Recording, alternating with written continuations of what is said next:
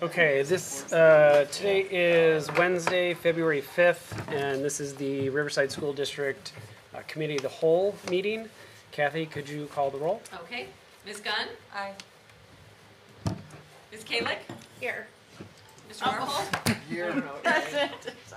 What? Mr. Hunt? Mr. Hunt? You're using it as a Scottish form, right? Aye. My pirate chicken, yes, sorry. Mr. Hunt? Here. And Mr. Mayorhead? Here. Okay, a motion or a quorum is present. Thank you. And I'm not seeing anybody. I'm assuming no public comment. No, Okay. no public comments? Before we get into it, hold on a second. Nope. We will pass this over to Principal Casimir Gorman for a welcome to Blythe Park School. Getting ahead of myself. Hi, good evening, Board of Education, Dr. Ryan Toy. Thank you so much for being here. It's always great to see you.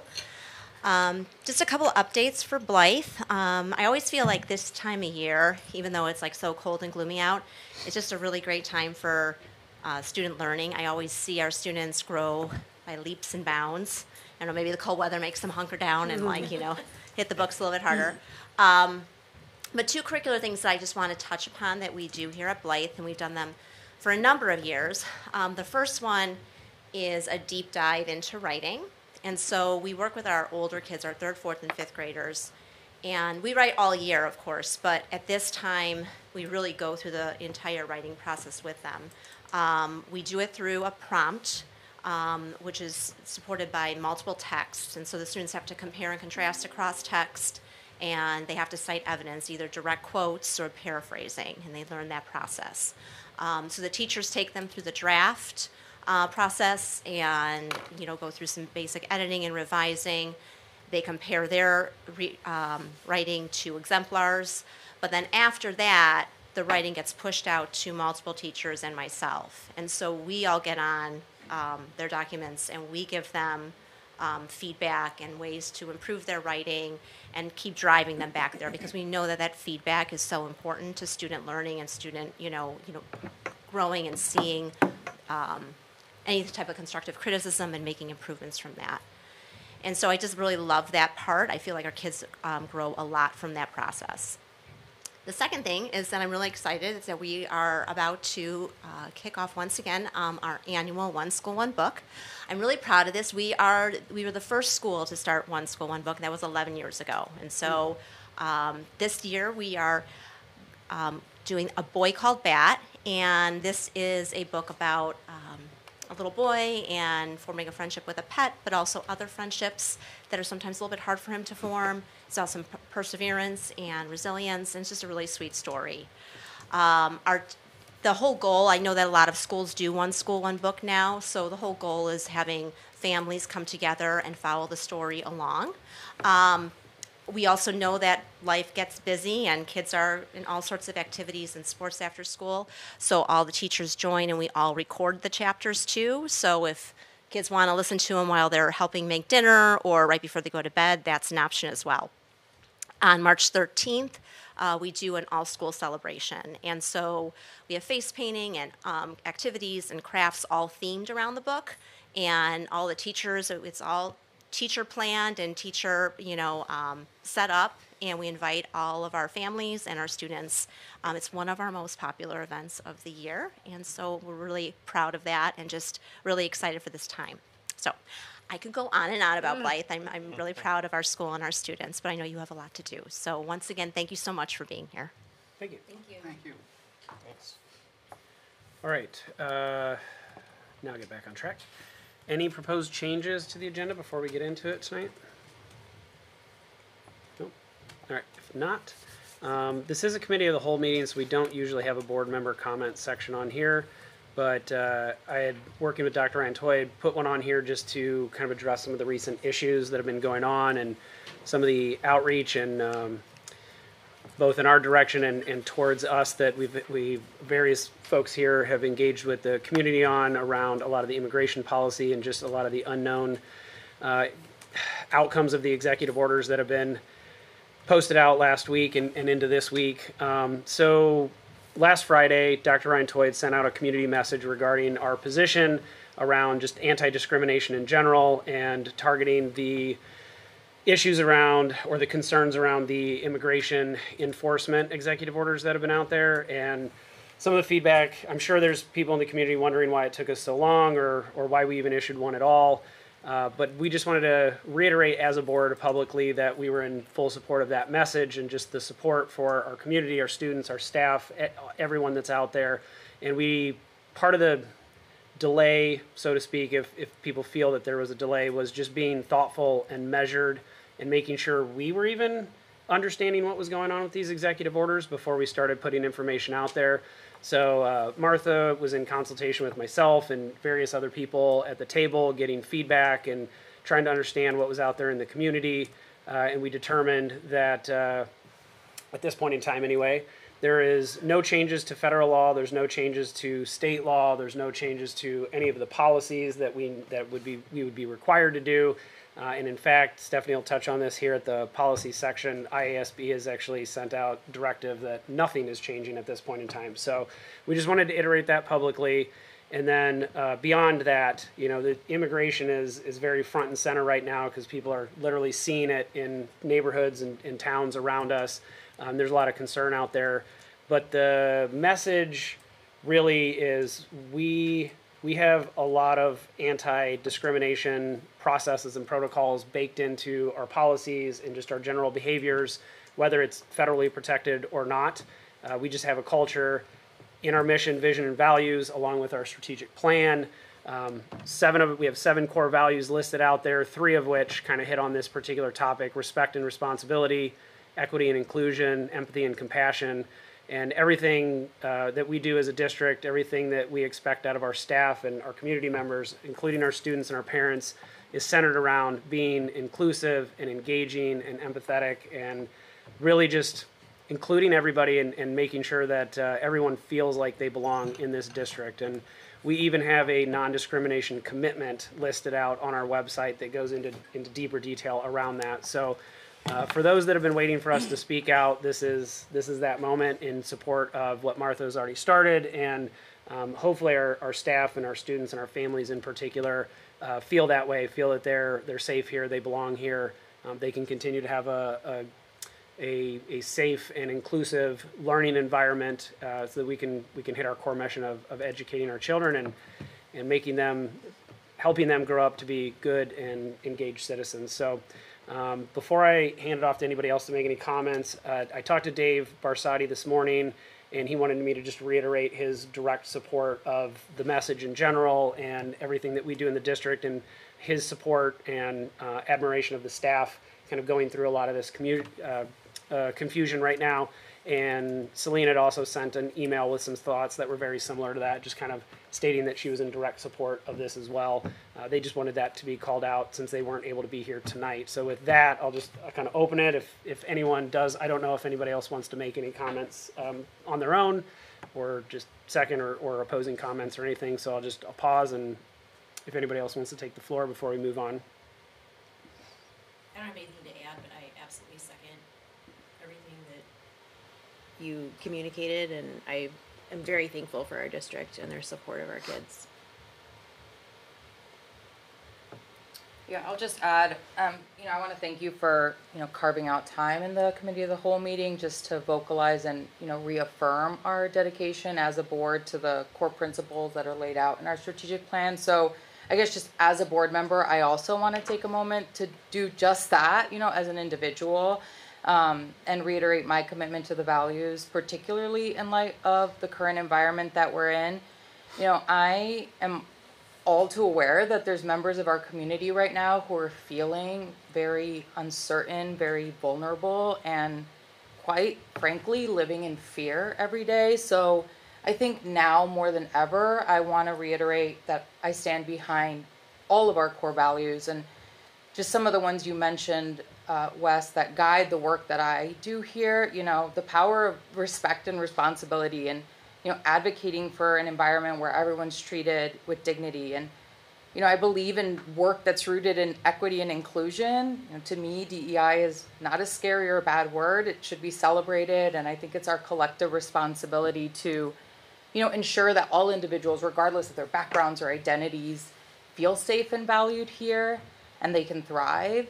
This concept of empathy and compassion, I like to think that that is the work I bring to the board, and, it will rise above kind of hate and division that'll try to infiltrate our work. So I'm just hopeful that our board and our community, right, has the capacity to remain united in these values. And I just think now more than ever, it's so imperative to, stand behind the principles that are guiding us. And I'll stop talking, but again, I just want to vocalize and reaffirm, my steadfast dedication to fostering a safe and inclusive, a welcoming environment for all here in this district. So I appreciate the opportunity to vocalize that tonight. Don't feel obligated. Just want to make No, sure I think you've already said it, and I think the focus on not getting caught up in the absurdities that are sitting out there and doing the job we're here to do, which is to treat our kids with respect and serve them. If we stick to that, we'll be okay. All right. So with that, we will get into our committee reports, and we have a light one, just the continuation with policy here. We don't have anything new to talk about, but Stephanie wanted to kind of hit on that a little bit more deeply on that 7150 policy that we referenced in that communication. Yeah, I think it's a good segue. As Wesley mentioned, we don't have any new policy or updates that we're considering or evaluating or press updates at the moment. But just as policy chair, I think there's a couple items that I want to, that are of relevance to bring to light. So just with regards to the concerns regarding potential visits by ICE or Immigration Customs Enforcement officers at our school, we do have policy 7150 called Agency and Police Interviews. This is the policy that was emailed out in the district-wide communication on the last week. This guides how we address any outside agency visitors on our school, and then that's on our website and our board policy. We've also attached it to tonight's agenda, so it should be readily available. As Wesley mentioned, the Illinois State Board of Education also issued clear guidance to schools on this same issue. So bottom line, officials wishing to discuss a student or enter the school building need to have a properly executed warrant, subpoena, court order signed by a federal judge.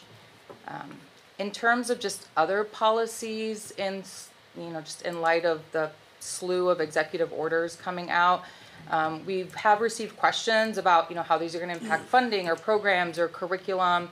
And as mentioned, our state superintendent, Tony Sanders, wrote to schools essentially underscoring that, right, these actions right now do not require school districts to make immediate changes at the board or classroom level. There have been no changes to federal legislation, regulations that would warrant this, and all the Illinois state laws remain intact. So pending further action at this time, state and these federal anti-discrimination laws are in effect, as do the state laws containing our curriculum requirements, and of course our anti-discrimination and curriculum related policies that are in our policy manual.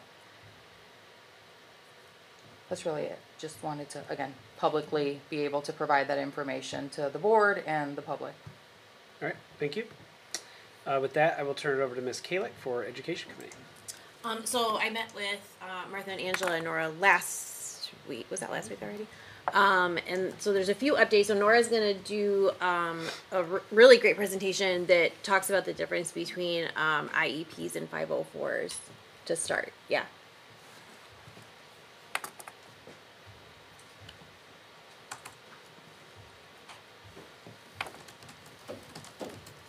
We're all thrilled you're feeling better. Welcome back. I know. That's a recent development. I know. That's exciting. I don't do it as a toddler anymore. No offense to toddlers. Glad to be fully functioning. All right. So, I know we, as a district leadership team, in conjunction with Martha's conversations with you as a board, try to take opportunities to just provide some kind of grounding information in some of the areas that we're working in. And so this has kind of been on the list for a little while. I'm looking for a time to kind of fit it in. And really what the goal is, my biggest goal is to limit myself time-wise, because as my husband and family can attest, I can talk about these topics for literal hours. But we really just wanted to provide an overview first of just some of the basics, again, as like I said, an orientation of IEP versus 504, student support plans, what's the pathway to those plans, and who are the staff members involved, and then once we do a little bit of an overview and like what those different plans can look like, even for a similar diagnosis, talk a little bit about some of the district trends that we have kind of observed in both IEP and Section 504 services. So, first of all, just as a really broad strokes overview, I also want to just emphasize that because I'm limiting my time, and even if I didn't, I know there are things that, there's so much minutia in here, and so there may be some broad statements or might miss some nuances of different plans or different pieces of this, but it's just because of time. So if you have questions or things that aren't lining up for you, just feel free. But really, when we're looking at IEPs, that is a declaration by the school team, by the IEP team, that a student has an identified disability. And that is within the umbrella of IDEA, which is the federal law that guides this work. There are 13 disability categories with specific eligibility criteria that the school staff are looking at to say, yes, the student meets these criteria and is identified as a student with a disability that needs specialized instruction because there's a demonstrated adverse educational impact. The Section 504 plan is a student with an identified disability beyond the 13 IDEA categories, any disability that substantially limits one or more major life activity. The language is exceptionally broad. It's federal language, again, under the ADA, but that's the Section 504 plan. I also just want to highlight that the original draft uploaded to Board Book was the first one that I had reviewed with you. There are some changes, but you should have the most current one now. So, again, just a little bit of comparison between the two forms, or between the two plans. The IEP will contain individual goals for students addressing those areas of adverse effect of the disability that's been identified. So there are goals that are monitored across the year. Parents get updates 3 times a year. The team meets together at least once a year, if not more. The plan also contains classroom accommodations, assessment accommodations, and then the related service and special education placement page, which talks about what are the actual special education minutes from a certified teacher or related service provider, which we'll get to next. And then a Section 504 plan is really looking, again, we have an annual meeting and regular evaluation of the need.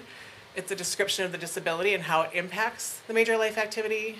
And then in a 504 plan, it's just looking at what are the accommodations, either to the classroom or to the assessment, assessments that a student might be participating in, that the team needs to make those accommodations to level the playing field for the student because of their disability. That's the goal of a Section 504 plan. And both of these plans require parental involvement and consent for services and accommodations. When we're looking at the staff involved in an IEP, individual education plan versus a 504 plan, there's a lot in both, but the primary player, or the primary unifying piece, every student in the district is a general education student first, and so that gen ed teacher is a part of any support plan for any student in their classroom. With an IEP, you also have a special education teacher, case manager, who's providing those special education minutes. The school psychologist participates in the initial eligibility determination, that evaluation, and then any subsequent evaluations that go on. They are also a key player in behavior intervention plans, if those are needed for a student, and other data collection. And then related service personnel in the building as needed for each student. So that could range, all of those listed there. And then a school or district leader. So our building principals attend a lot of these meetings. I will attend a decent number of these meetings, or another LEA representative, local education agency, is a part of that IEP team as well. And then for the 504 plan, again, the gen ed teacher, school psychologist is in charge of that eligibility determination and is our case manager for all of our 504s. And the exception being at Hauser, we have a student support coordinator who case manages the Section 504 plans. The nurse may be involved in more 504 plans if it's a disability that results in accommodations that are truly just medical only. So we do have some 504 plans that might be for a student with diabetes or for allergies, Crohn's disease, seizure disorders, where there might just be accommodations that are purely medical. And so in that case, the nurse would be the case manager over the school psychologist. Any questions about any of that so far? Yeah, Joel. When I think allergies, I think EpiPens. So is that really what that the nurse is prepared with? So the accommodations in a 504 plan for a student who has allergies, it might be that all students in the classroom have to wash their hands before and after meals. It might be that the student's desk has to be wiped down anytime there's a transition. It could be the EpiPen is likely to be on there, that they have access to it, that they're able to carry it throughout the day, that they're able to take it on field trips.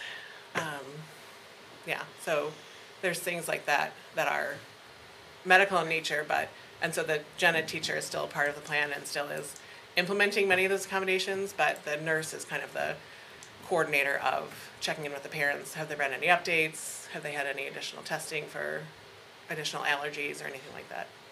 Thank you. Yeah. So there's some things I can think of that might spill into both. So I'm wondering, Yes. is there a primary driver, or does one trump another, or how would that work when they're... So we will talk a little bit more about that as we'll go through like an example of how you could have a child with a disability and could fall into any of the three.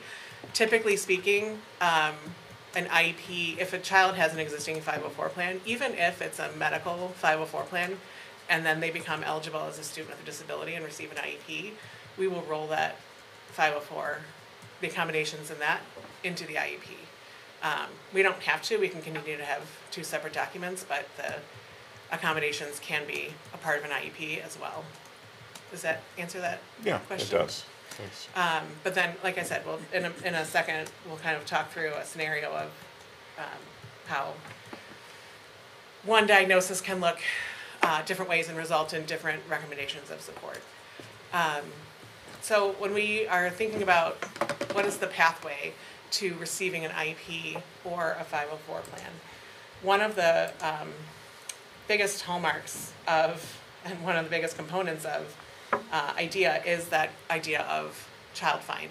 So child find is our responsibility as a district to actively locate, identify, and evaluate any child who is suspected of having a disability within our jurisdiction. So in addition to the roles that I just described within these plans, our staff in our buildings are constantly engaged in the child find process because it's our legal obligation. So what that looks like is, our staff are trained to use data to recognize, hey, when is something looking like we're starting to suspect there's something else going on that we would need more information about.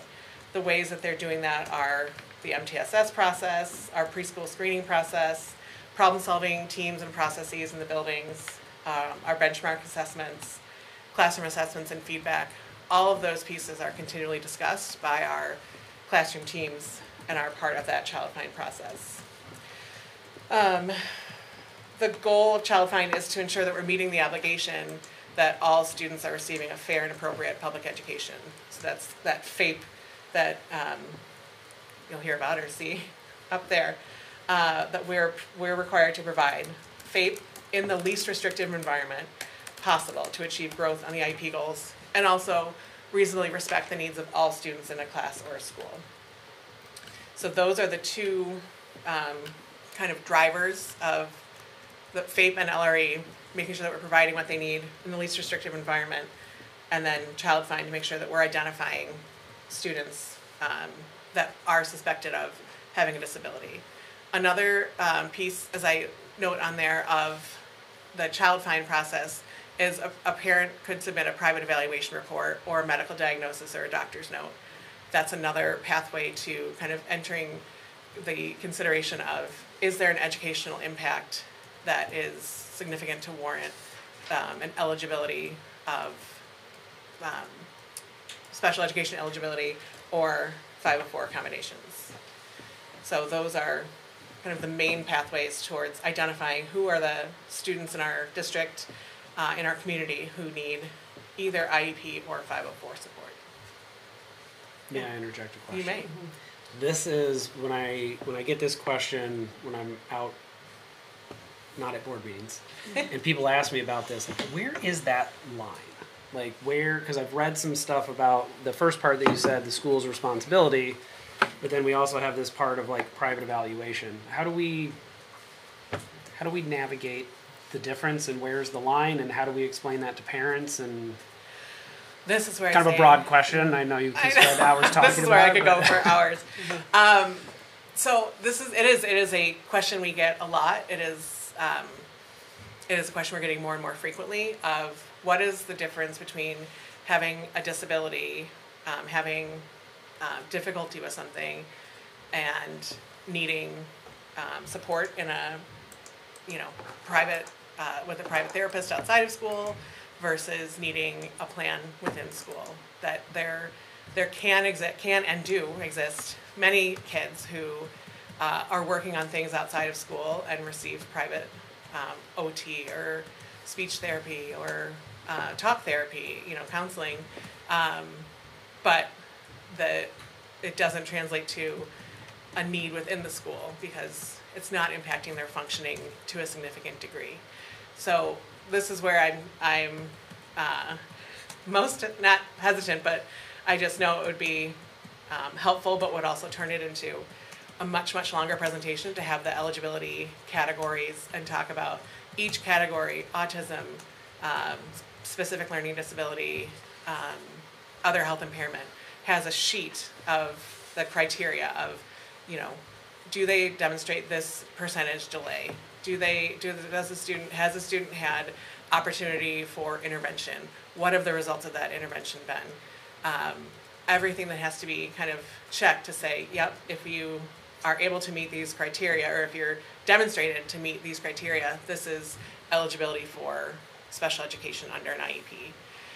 I think where I find the most questions for parents is feeling or wondering what is that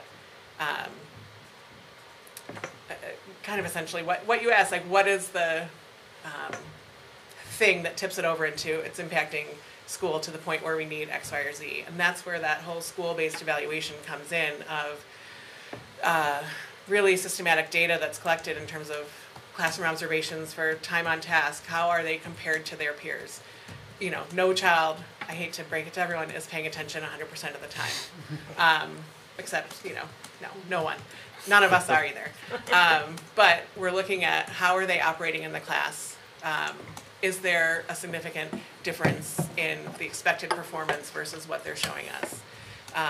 And that is data-based, but it can feel not black and white enough to everyone, to parents and to teams who are kind of trying to describe an entire day of expectations and functioning, and demonstrate, yes, they're needing, accommodations, or they're needing, some supports in these specific skills, but no, it's not a disability. It's not something that they require specialized instruction in. So there's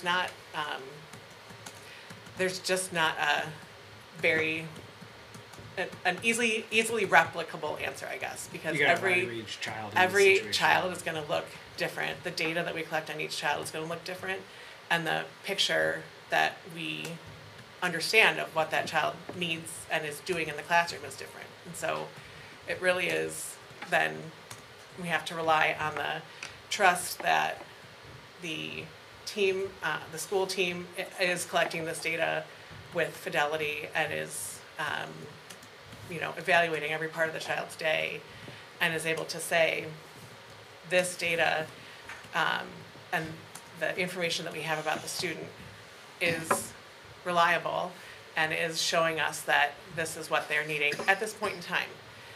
Because that can change also.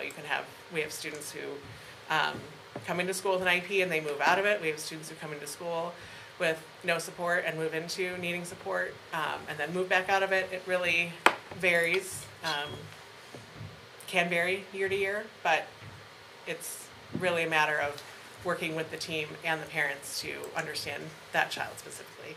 I wish there was if you meet this percentage threshold or this, this criteria across the board, this is the plan you get and this is what that plan looks like, and it would make things way more efficient and way less meaningful. Yeah.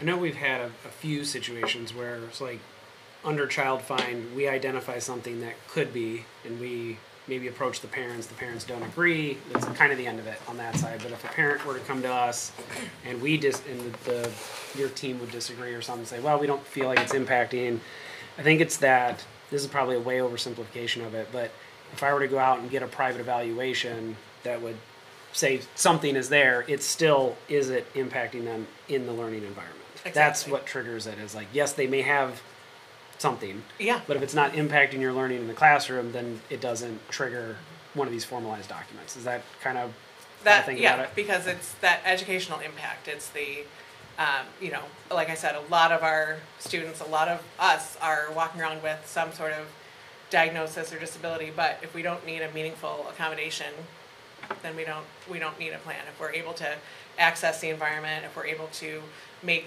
the expected progress for an age-appropriate peer, then that's not, we don't see that impact on school. So there may be, an impact at home such that a family is accessing some family therapy or some individual therapy to kind of work on dealing with frustration or dealing with, an emotion or something that's happening that the child's experiencing, and they're experiencing it during school too, but it's just not, they're able to move through their day without that impact on their academic performance. It really is looking at the school setting versus private therapists and related service providers are looking at the entire rest of their life. We have, it's a very complicated school day, but it is just one part of a child's life. I have tried reading some of these documents, and they are very intense. Yeah, they're not to the try most to follow user-friendly. understand and things like that. So I think, it's it's an entitlement system, and it's very, its basis is in law, and so it's very litigious, and so there's a lot very that legal has expanded into all sorts of case law since the original adoption of IDEA that. No subsequent change seems to clarify as much as complicate. Yeah.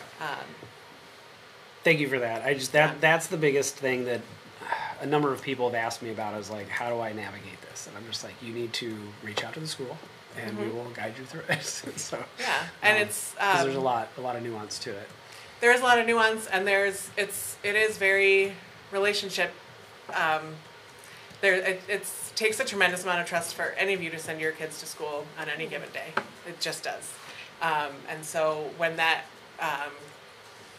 it also takes trust to ask a school team, like, hey, I'm worried if there's something, is there something I should be worrying about? Like, is this something, do I need to know?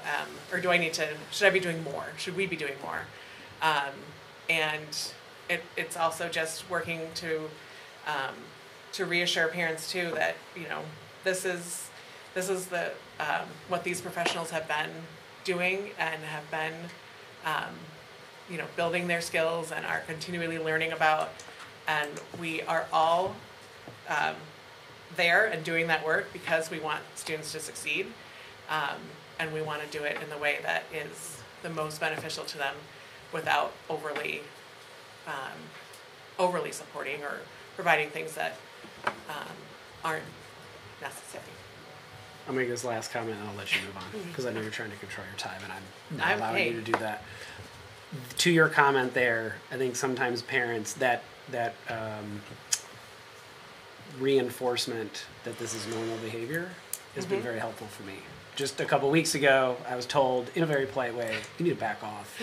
You're hawking. You're doing too much support. You got to kind of and I did it. Man, it helped me as much as it helped Yeah. them. So just I'm trying to swoop in and everything's fine. It's normal. It's baseline. Like you're good. Just let it go. So Yeah, okay, all and right. that's Stop stressing so much. that I is got in that same email. Once they hit Hauser, they're like, let them self. I'm like, Yep. okay. So. Yep. yeah.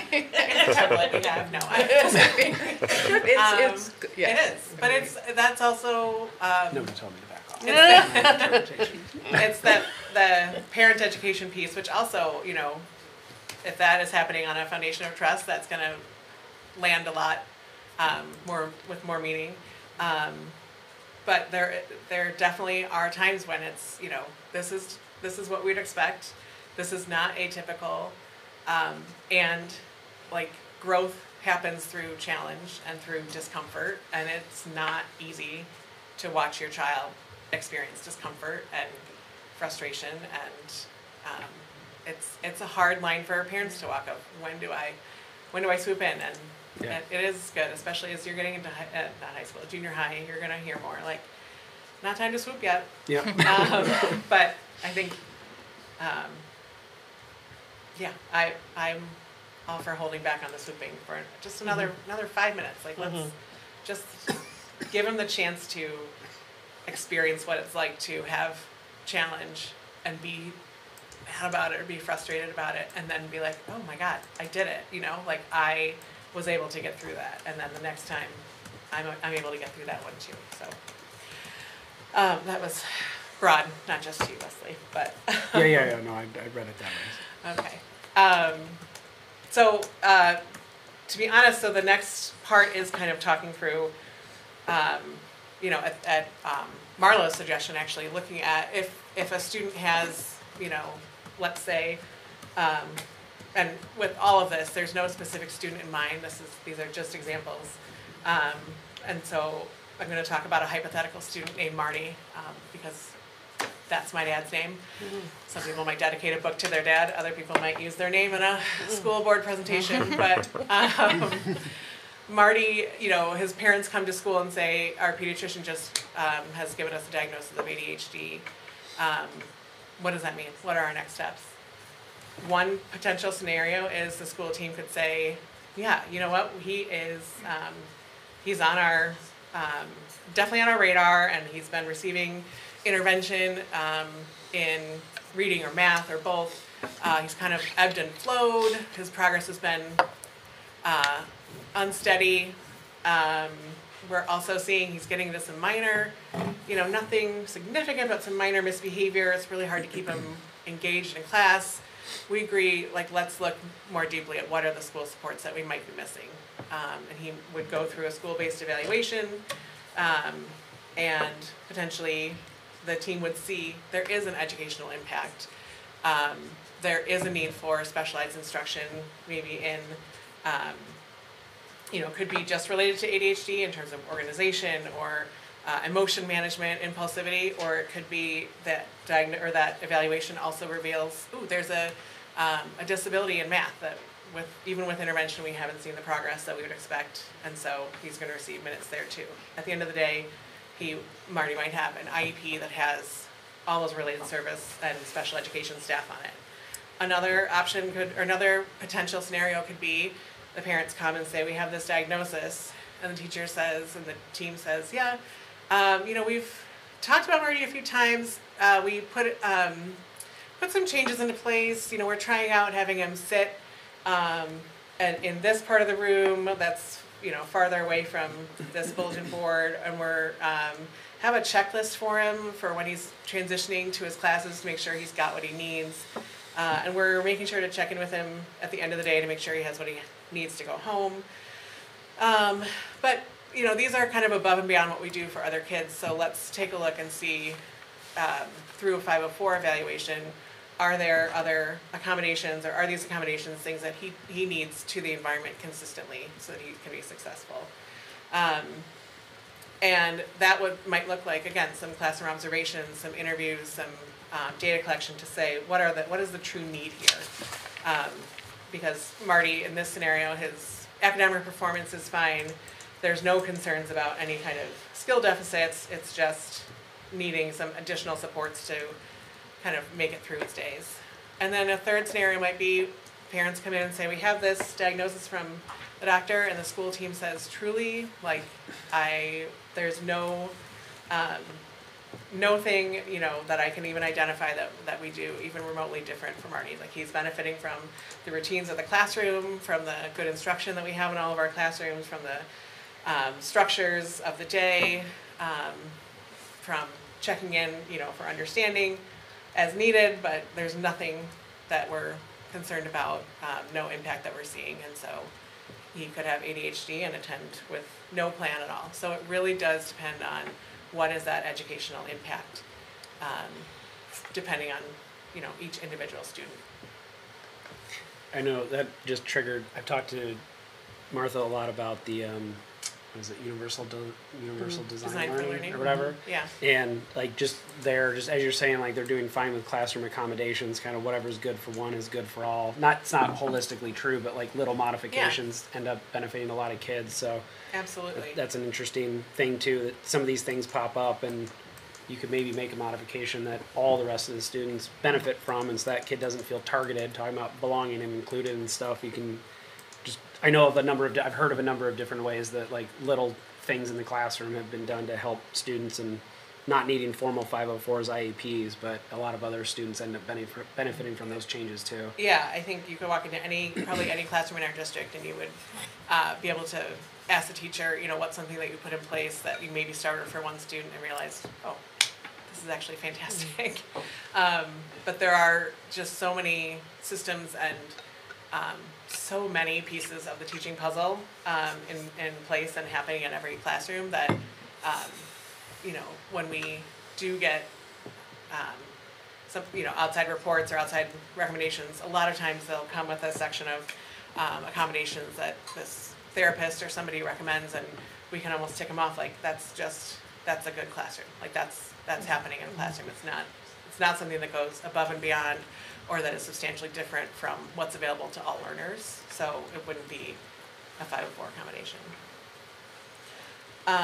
So that's kind of an overview of those two student plans. And now I just want to take us, again, briefly through some data trends that we're seeing, just so that you guys have a sense too of what are our needs and our what is our student population looking like. So just to start off, so I advanced this one and not that one. In terms of our current eligibility categories, we don't have all 13 represented in our district, but this is just kind of a breakdown of what are we seeing district-wide. And it is very much in line with state averages of how prevalent these diagnoses and disabilities are. The only thing that sets us apart from the state is that the state average looks at pre-K through transition, and so their developmental delay category, the state average for that is much smaller, and the state average for specific learning disability is much bigger, because developmental delay is only an eligibility that you can have until you turn 10 years old. But our trends in this have been pretty steady. We've had a slight increase in the eligibility category of autism, and a slight increase in the eligibility of OHI, other health impairment. But those are fairly steady. And that's the case with our next slide too. And that's just the overall percentage of students in our district with IEPs. So for this, I just wanted to highlight, I did pull the data for 4 neighboring districts. I didn't name them here and like specify which one is which, but just so that you know, it's Kamarick, Brookfield, LaGrange, Highlands, and Gower school districts are the ones I picked from the bigger list of the ones that we usually, might offer some comparison data for. And so this is the state average of the percentage of students within a district who are eligible for IEP services hovers around 16%. The national kind of accepted and research-based, what the research says is pretty consistently true prevalence of disability in education is right around 13 to 14%. So you can see our percentages are fairly stable and well within that range. And again, also pretty commensurate with our similar districts in the area. The piece that, when we talk about FAPE and LRE, the numbers that we're looking at, and more specifically that the state is looking at, are, it's described in terms of what percentage of a student's day is spent in a general education classroom. So when we're making plans for students, when we're submitting data to the state, those are the numbers that they're looking at. And those categories are the ones that are most relevant to them, again, in terms of what percentage of the day is a student in a general education classroom. There's above 80%, there's 40 to 79%, less than 40%, and in a separate facility, so not attending a district school. So those are, the descriptors of, how much access are kids getting to their general education peers and curriculum, so that we're looking at the least restrictive environment. We are, we're doing better than the state average in terms of greater than 80% of our day spent in general education classrooms.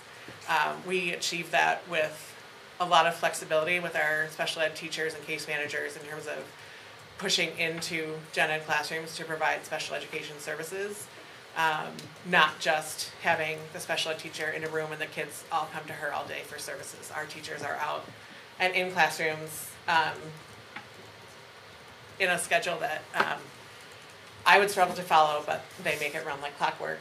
And so those are the categories that we're looking at. I did want to compare two of these numbers to our neighboring districts. The middle two, 40 to 79% and less than 40% are pretty stable. And actually greater than 80% is fairly stable too. But I just wanted to highlight that, how we compare to our neighbors, just because that's an important mark of how inclusive are we able to be, how much support are we able to provide across the classroom or the buildings, not just in a special ed classroom. But I also wanted to acknowledge and discuss the in separate facility number as well, because you can tell that was a big jump of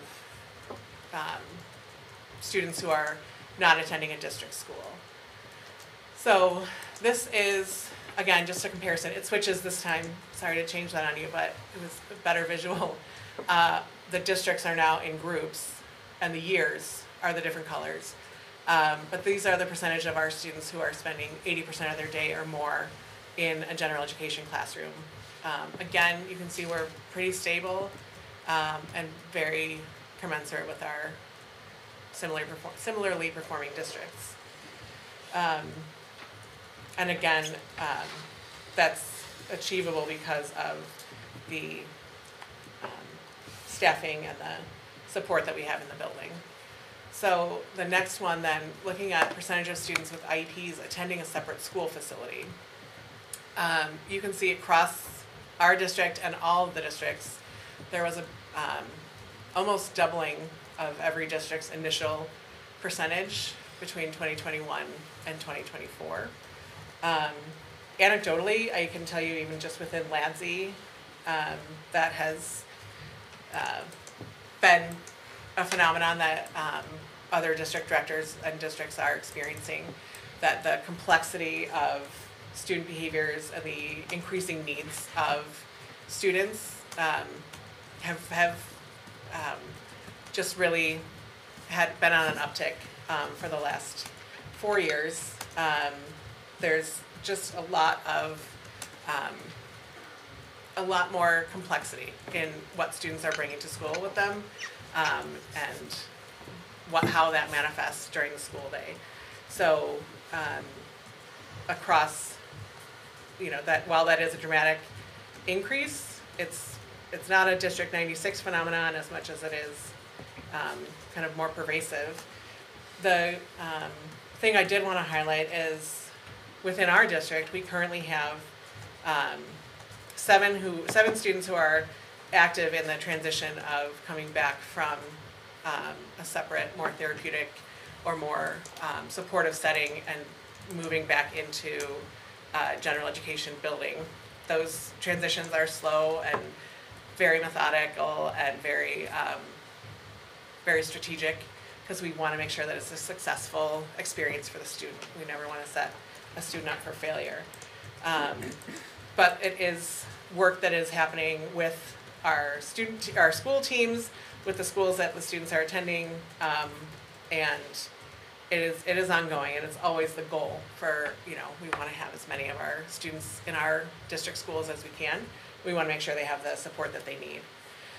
I'm sorry to interrupt. So Yeah. just looking at this chart, it seems like 2024 seems to be the top year for all the districts save for one, and that's second highest. I'm just wondering what's special about 2024. Yeah, I couldn't answer that. Mm-hmm. I think we have seen a change in, we've seen an increase in student need, I would say, in terms of social, emotional, and behavior regulation and kind of self-regulation that's been kind of steadily increasing over the last few years.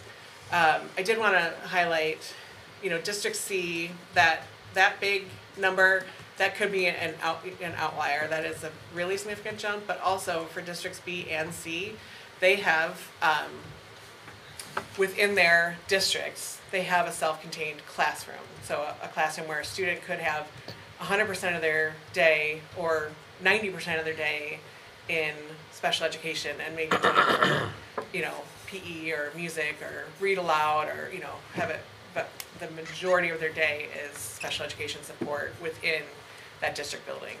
That's not a model that we have in Riverside for a variety of reasons, but it does affect then, the kind of options, or may limit the ability of a student to stay in their home school for quite as long as they may in another district. That being said, it's also not always the case that being in a homeschool is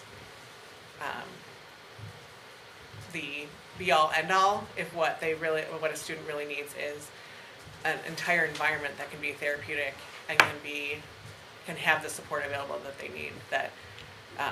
So while the numbers may look a little different depending on the district, if they have that kind of step that we don't have, I'm not here advocating that we add that step, because I think we are demonstrating that we can bring students back once they have access to that therapeutic setting and have kind of that really full day support to build the skills and become more available for learning, that we're able to build back into a gen ed building. Just so I can understand, Mhm. it's probably fairly basic, but this concept of attending a separate school facility, I mean, are there a number of options for our families? Are all going to the same? And then for the length of time, I presume, of course, it's based on each individual situation. Sure.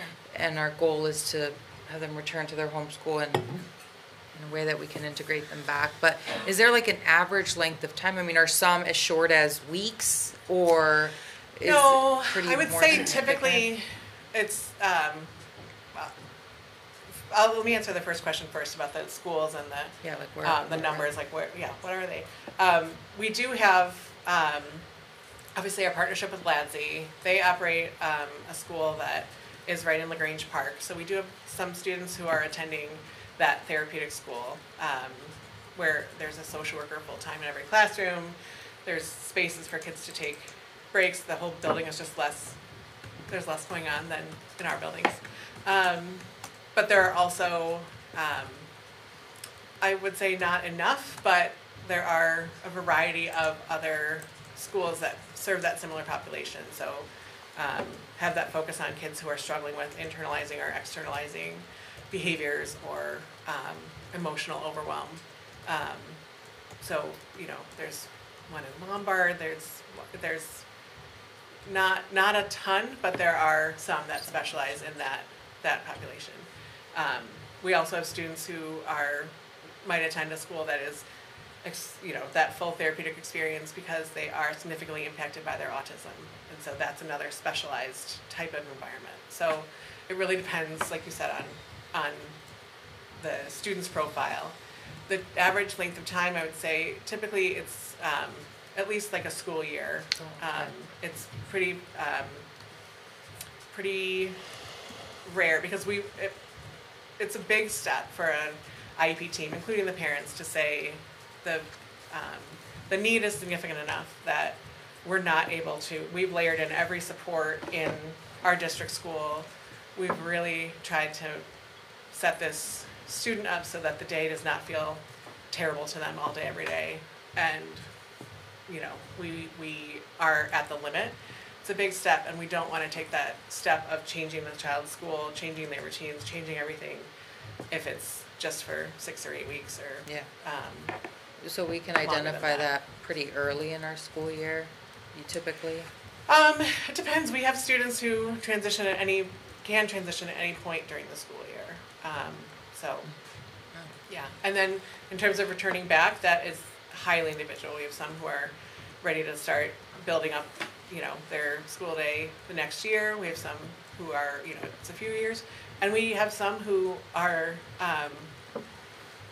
just experiencing such success there that they didn't ever have in a gen ed building. They voice a need and a desire to, you know what, I'm good here.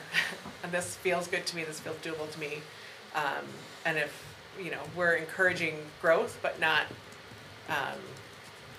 again, we don't want to set kids into an environment that they're just, you know, it's going to be damaging for them. So it really is an individual discussion. Yeah.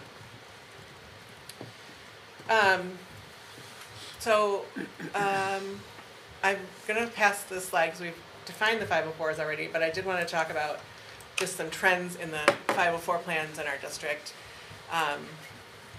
Our percentage of students with IEPs is pretty consistent. Their IEPs themselves are more complex. We're having more service minutes within each IEP, where you have an increase in the number of behavior intervention plans within our IEP numbers. You know, we have an increase in the number of kids who are attending different schools. That's one indication of the increased complexity that kids are coming to school with, but the increase in the behavior intervention plans and additional supports for students who are still in our schools is another just increase in the IEP need, even though the percentage is staying the same. Our Section 504 plans are a little bit more dramatic in the numbers, that we had 64 plans district-wide in the 21-22 school year, and this year currently we have 144 Section 504 plans district-wide. The complexity of those is also increasing a little bit, from an average of just under 4 classroom accommodations per plan to now just under 6. So we are, like I said, across the board with IEPs and 504s, just experiencing more complex learners and a more need to look at what are the supports we're providing, what are the accommodations we're making, and how are we ensuring that, you know, we're meeting every student's needs to the maximum amount possible. I would say the Section 504 plans, you know, we've seen that that increase pretty dramatically. I do think that part of that is we've seen an increase in the number of parent evaluations or private evaluations that come into our buildings. That has significantly increased, and 504 plans, because they are so broad, It is, it's easy to, like, any disability can make you eligible for a Section 504 plan, and then we get into what I referenced earlier, where there are recommendations for accommodations where, you know, we might say these are good classroom practices and they're happening in every classroom, and there's a need to, or a desire to have a plan, you know, from the parent's perspective to say, no, I want it documented that they need X, Y, or Z. So it is, I would say it's not that we have a dramatic uptick or you know, that the child find is happening on the school side to increase these numbers to this extent, but that is where those numbers are right now. Then when we look at the impact on buildings, just as a kind of to wrap up here, you know, our grade level classrooms obviously are seeing more students with specific plans and accommodations, more functional behavior goals to support. Like I said, the caseload and the number of service minutes, I just realized I didn't advance that one. Caseload and number of service minutes is increasing along with the number of behavior intervention plans. And also, just like the most basic level, the number of meetings that principals, teachers, related service staff are attending each year is dramatically more. I will say this list feels maybe a little negative when we look at, you know, impact on buildings.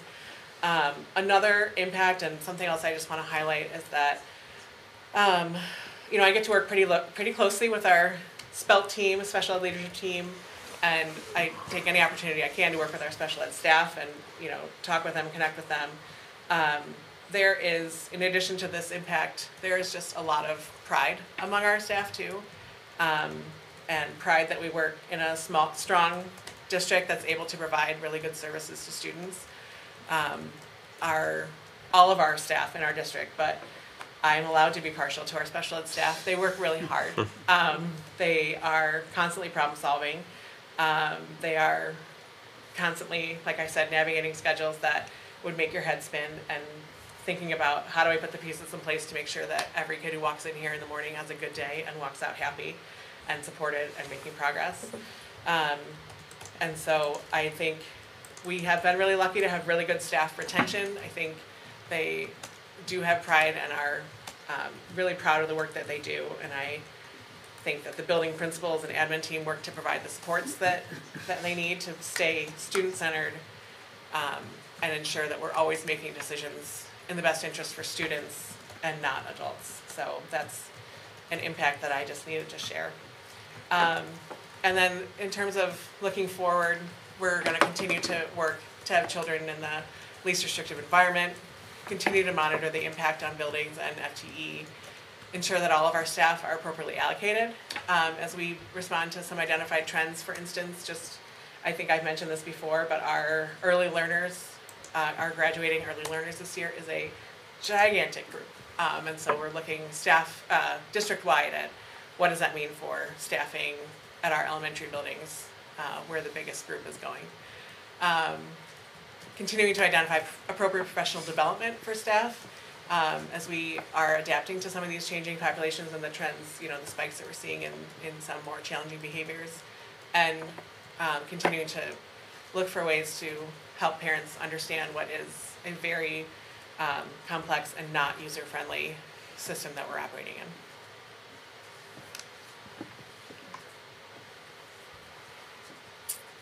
So I wonder, out of all this, how did each of your department measure success, or what would be a successful outcome for these plans? I guess because I would assume not everyone is going to graduate, as it were.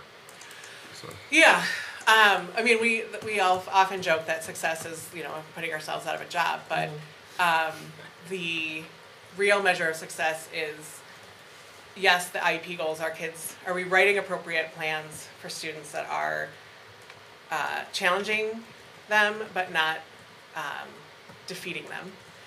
So we're there, you know, maximizing their potential, but feeling like they are capable of doing it, and feeling like they still like coming to school and feel like they are connected to school.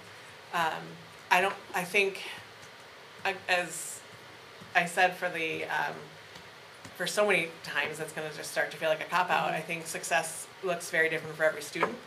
But the overall success, I would say, is if we can say that students are gaining skills and gaining independence and feeling like they have people that they can trust and rely on in school.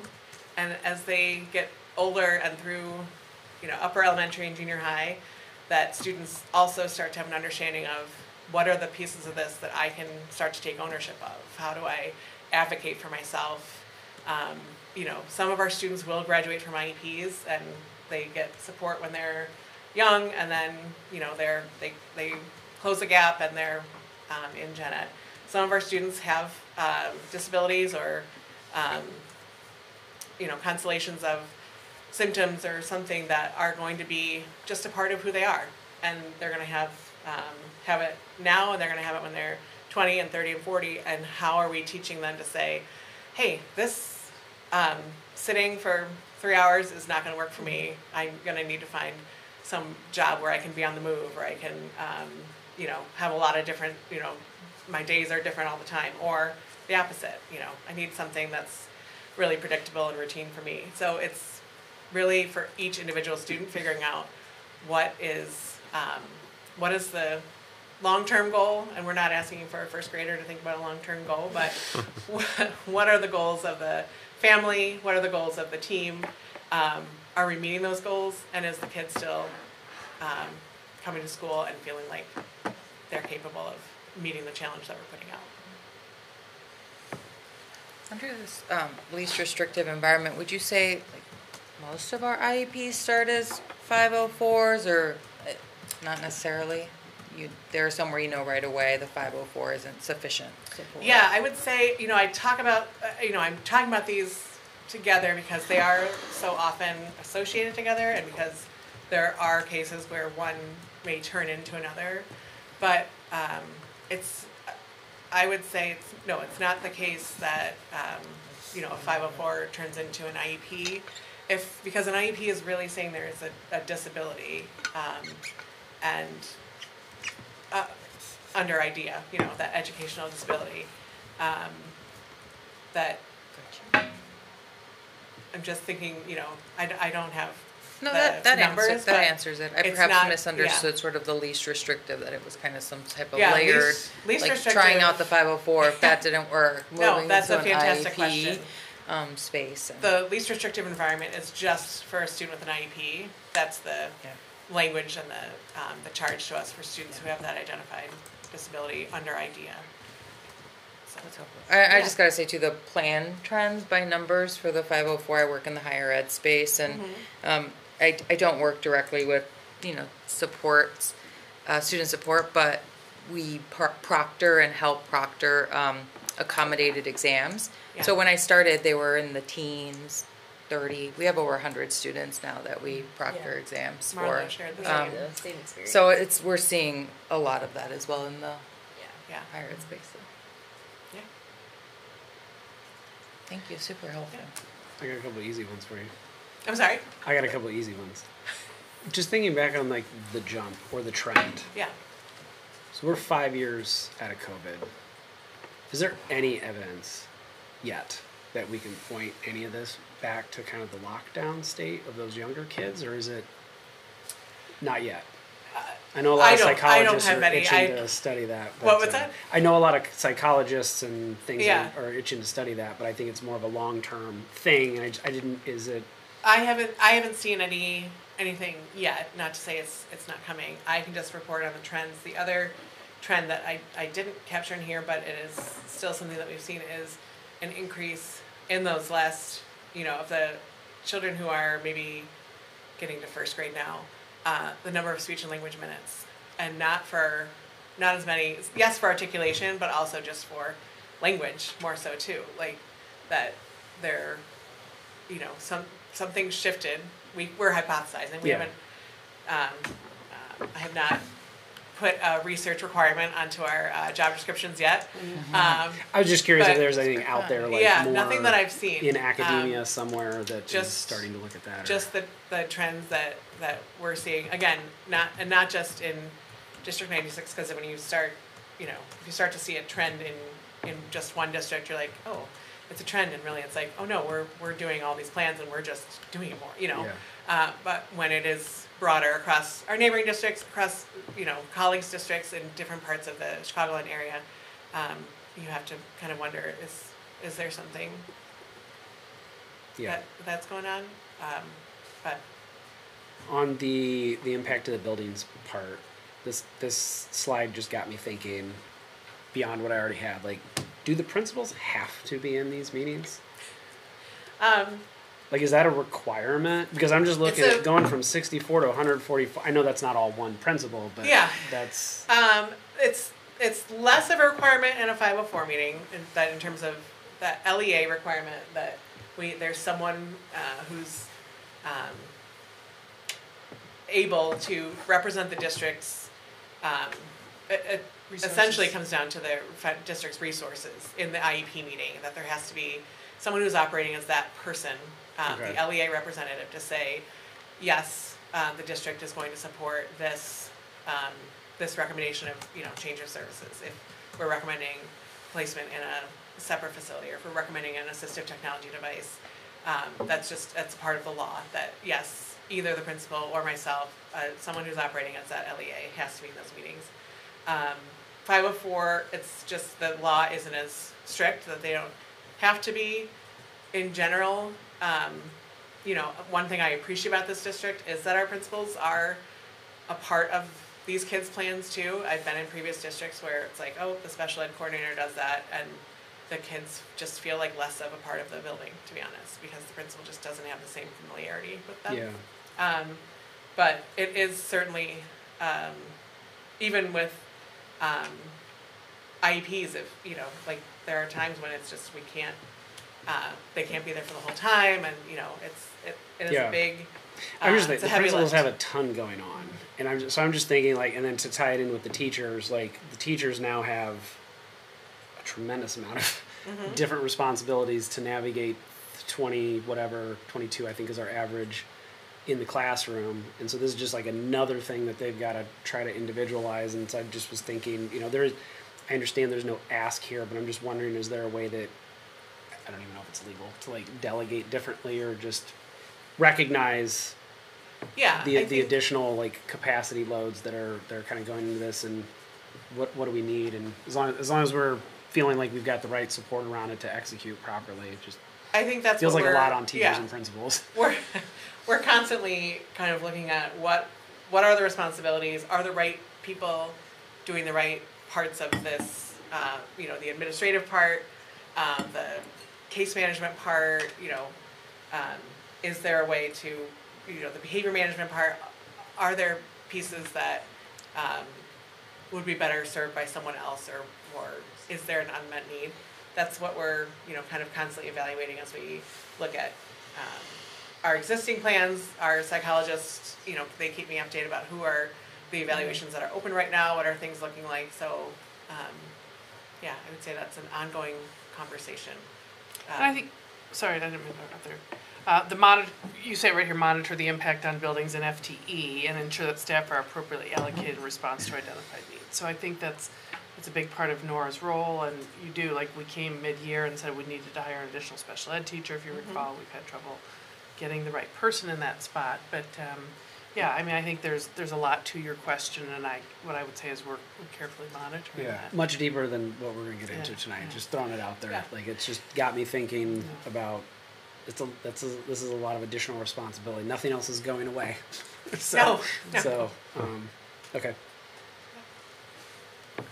This comes out of a conversation with a friend of mine, but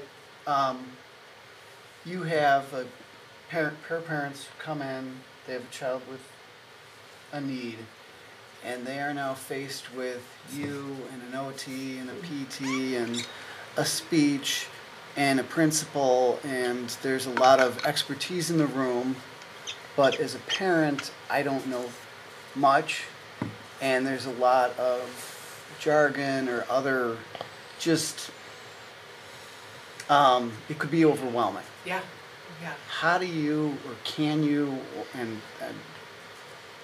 rephrasing to not put acute, trying to stay, Yeah. but how do you address that? Like, how do you carry the parents along to not freak them out and educate them appropriately, and then also, from what you said, we may have a private evaluation that has its own, I'm going to say it's got its own agenda, or it deals with other things that aren't necessarily educational. This just sounds, it's a big challenge, and Yeah. are you doing things to try and help the parents along, or is there guidebooks, or like Wesley said, the legalities of this gets rather complex and hard to read, and Yeah. So I think there are a number of things that we try our best to do. One of the pieces that is not, listed on here are the number of phone calls, maybe ahead of the meeting, or conversations that pick up or drop off that our teachers or our psychologists or our social workers might have with parents to either preview what's going to happen in the meeting, or say, are there any questions that that you have about the process that we're in, or just even just making sure to say hi to them so that they know, like, hey, remember, I'm the psychologist, you met me at that one meeting, I'm going to see you in a couple weeks at another one, but to do what they can with the time that they have to establish a relationship, so that at the very least, when the parents coming in, they feel like they have some faces that they recognize. That's the bare minimum. The other piece that we do practice, we did it before, but we do now because it's the law. We send anything that we're going to discuss, a draft of that goes home to the parents 3 school days ahead of time, so that they aren't just walking into a meeting and being handed, here's what we're talking about. Good luck. Within meetings, especially, if it's an initial meeting, or if it's a family, that's still, we know this is the first meeting of the second annual review. They're still new in the process. There is an effort to have someone whoever's sitting next to the parent kind of walk through the paperwork while we're talking through it, so that it's not, we can demystify at least some of it. The goal pages specifically are like the bane of my existence. I think they're just terrible, but they're the law. And so I'd say there's an effort, again, with each school team does just a phenomenal job of trying to have a relationship with the family, so that also that one time a year that they're meeting is not the only time that they're hearing from the team. I think breaking down the language of it, I think we try and monitor each other in the meeting, and monitor the parents too. If you see someone kind of like glazing over, like, hey, can we back up, and like, can you give an example of like, what is that when you say, this specific term, what does that look like in, your ELA class? So I think it's something that we're continuing to, always continuing to build skills, or think about how do we make that environment less stressful, because it's, I just said it to a parent who I'm meeting with next week, as part of an IEP team, like, no matter how friendly the team is, I just want to check in with you ahead of the meeting, because it's hard to walk into a conference room and have 10 other adults there. So I think there's an awareness of it, which is, an important first step, and an effort from all of our team members to try and have that relationship with the parent that doesn't just happen in that IEP meeting. So that also the parent might feel more comfortable in that meeting saying, hey, like, can I back up a little bit? Like, you lost me at, benchmark 2. and that's all wonderful. Yeah. Because that's, we've talked about all the supports we provide, and you're adding more context around. I honestly, I was always a little fuzzy on the difference between 504 and IEP, and I'm sure the legal words would still be a little bit work to read through, but thank you. Yeah.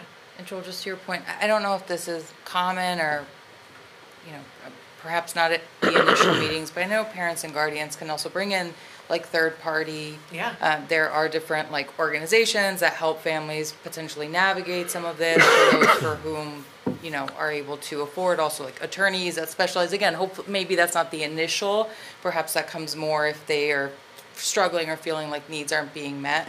I'm not sure if we ever see that, parents that come in with somebody to attorneys, help. luckily, really, very rarely. I very rarely, because that if there's an attorney at the meeting, I feel like there's something I haven't done in terms of Yeah, I helping can the see parents the understand what is going on, and in terms of understanding what is the parents' biggest question or biggest concern. Yeah. And you know, I'm not saying I'm going to prevent it every time, but like that, when we're getting into advocates or attorneys, that to me usually is a sign that communication is broken down somewhere. Because I don't ever want a parent to feel like they have to pay someone to understand what's happening in the meeting. It's a good lens, I want- through which to. Yeah, I want them to be able to say when they get the draft, like, "Whoa, I don't understand this," or I don't think I see the same thing that you do," you know. Yeah. But I think, yeah, it is a challenge. If I had my way, I would just spend all day talking to parents. But it's hard because of the individualized nature of an IEP too. It's hard to kind of put out a document or an explainer that is going to alleviate some of the biggest concerns parents have, because they tend to be a little bit more specific to their students. So, but I appreciate that question, and I appreciate that people are asking you about it too. And my response to parents is always to try to reach out to the team, to the building, or to myself, because there's, I feel like, very few questions or disputes that we can't at least come to a better understanding of and not have it be conflict. And I think as board members, if you were hearing that kind of question or concern, I will say to people too, have you talked directly to our director of special education, right? Because I think. I have pulled that card. Yeah, Yes. not to inundate Nora more, but I mean, you said it, right? It is about relationships, it is about explanation, it is about information. And it is about realizing that this is not a step, this is not a process that families automatically want to, you know, be engaged with, right? Is understanding that your child has some area of special needs is not really in the playbook, so to speak, right from the beginning. So we do everything Nora just explained really well to make it a less daunting and make it a less overwhelming experience, but the very nature of it is somewhat daunting and overwhelming. I can confirm, as somebody who's been through many IEP meetings, that the team is so supportive, and in the beginning it was so overwhelming to have, like you said, no parent wants to like really have to hear about their kid's disability like that, but I have loved the team, like, even though we've had a couple of changes just based on like school changes and stuff like that, but God, it's one of the biggest blessings in my kids' lives, I think, at this point. And I'm somebody who works in higher ed. I have a doctorate. Like, this should not be this hard. And I still need somebody to go, I'm sorry, what page are we on? You know? Yeah. And I've always had, you know, open lines of communication, and everybody's so amazing. And just even in those meetings, like, it's to stop and say, by the way, here's what I love about your kid. Yeah. You know, and that makes it so much not easier, but just lessens the blow a bit sometimes. Well, you know? and it reminds everyone at the table, like, this is one piece of a kid that we're talking about. Yeah, and exactly. We don't always have time to talk about every single aspect of it, but that there are, you know, there's a lot that we can say about every kid. And yeah. it's good to kind of broaden that lens a little bit. Mm-hmm. Right. Yes, I so much appreciate what you do.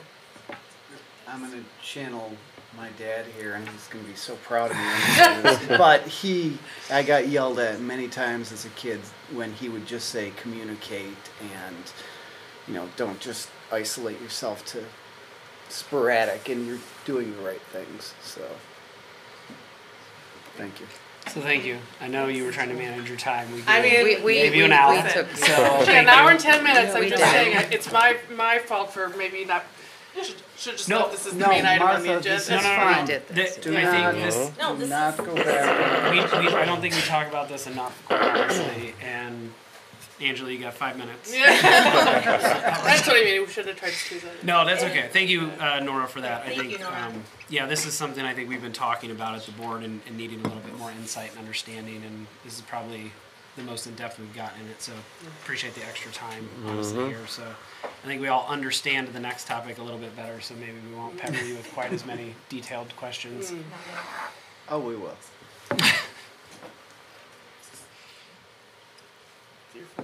I don't know whose it was there. I I'm thought trying it to was watch the Kathy. clock for those that are starting to get tired. Your phone. Kathy? Oh, it was there, so. Somebody will want it at some point. I All right. Good evening. Hi. I am here to give a very brief student achievement mid-year report. One of the things the board had asked about was just being able to hear more about how students are doing at a better interval than just at the beginning of the year and the end of the year. And so what Dr. Ryan Toy and I thought would be appropriate is to update you the same time teachers get updated on how students are doing, which is at the mid-year.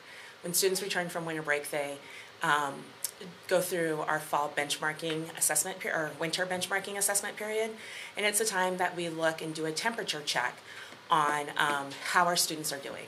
And so I'm just going to walk you through on just the big picture of how our kids are doing at this point in time in the school year. So we'll look at what winter benchmarking is for. We'll look at our fast bridge growth for our first graders and our kindergartners, which is what our KPIs measure for our strategic plan. We'll look at MAP growth and achievement, and then talk about some key takeaways.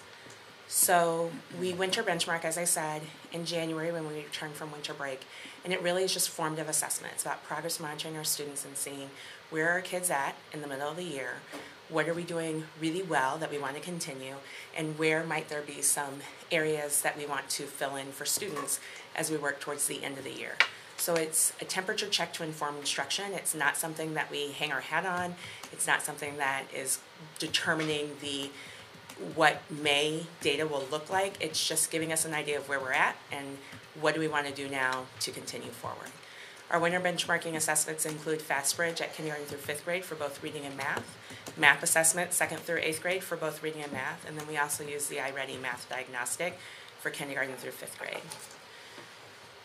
When we look at Fast Bridge growth at the mid-year for reading, you can see here, looking at MTSS, remembering that MTSS looks at the levels of support students are receiving. And so kids at Tier 1 are students who are able to access the curriculum without significant interventions.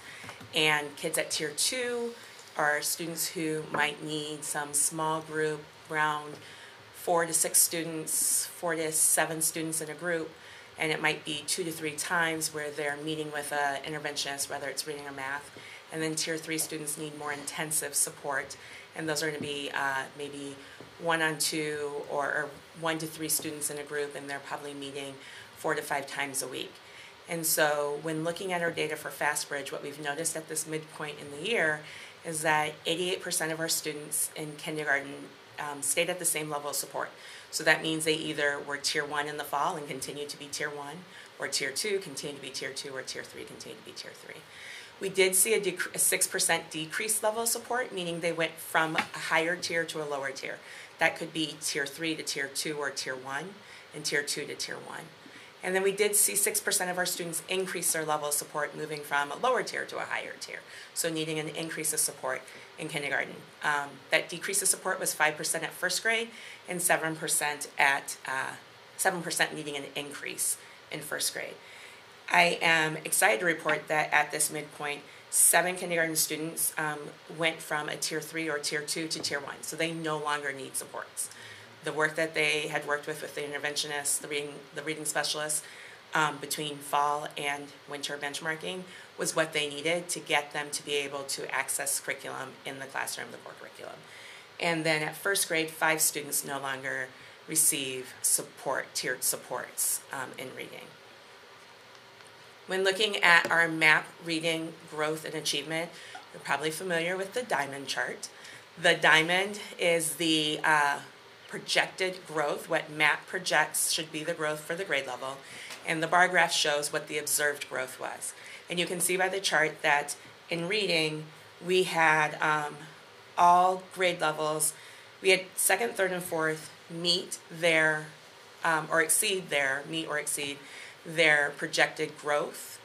But fifth grade missed it by 0.4 points. So their projected growth was 4.4 RIT points, and they grew by 4 RIT points. So while their diamond isn't encompassed in the bar, that's still, when you think about the deviation, standard deviation of points, they're right there as well. The other thing to note is when you look at achievement, you can see that all the grade levels achievement percentiles went up except for fifth grades. And what that is even though their RIT score went up 4 points from fall to winter, their RIT score didn't grow at the rate of the national growth. And so nationally, fifth graders were growing at a rate that 217 RIT score was at the 87th percentile instead of a higher percentile than like the 89th percentile was in the fall. So that just means that we're growing a little bit slower than the national growth rate at this point, but it's something we continue to look at where we can continue to grow in fifth grade reading areas, the areas that are tested for MAP. For sixth through eighth grade, again, the 2 grade levels that missed their projected growth, 6 and 8, actually missed it by 6th grade's projected growth was 3.3 RIT points, and they grew 2 RIT points. And 8th grade's projected growth was 2.2, and they grew 1 RIT point. So both of them missed it by less than 2 RIT points. And at the higher grade levels, that it's harder to grow at the higher grade levels, and we see that often. But we do continue to work on working towards meeting our projected growth for the fall to spring growth targets. I guess understanding that, is there something to be said for that, or is there a point of concern? No concern, No? not right Okay. now. And really, none of this shows concerns when we look at all these slides of data, because again, remember, it's just a temperature check. This is where we're at, so how does this inform our instruction moving forward? So these aren't concerns at all when you look at any of this. It's just, okay, let's dig in a little bit more to our 6th grade, areas of instruction for MAP, and see what areas were we maybe not growing as much in that we want to make sure we're focusing on as we're working in the second half of the year. Or it might be when you look at the math data, you'll see some significant growth, some great increases.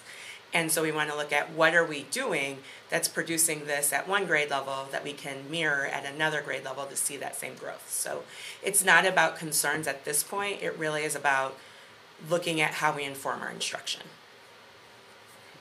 So kind of hitting on your temperature check thing is what I'm hearing you hit on.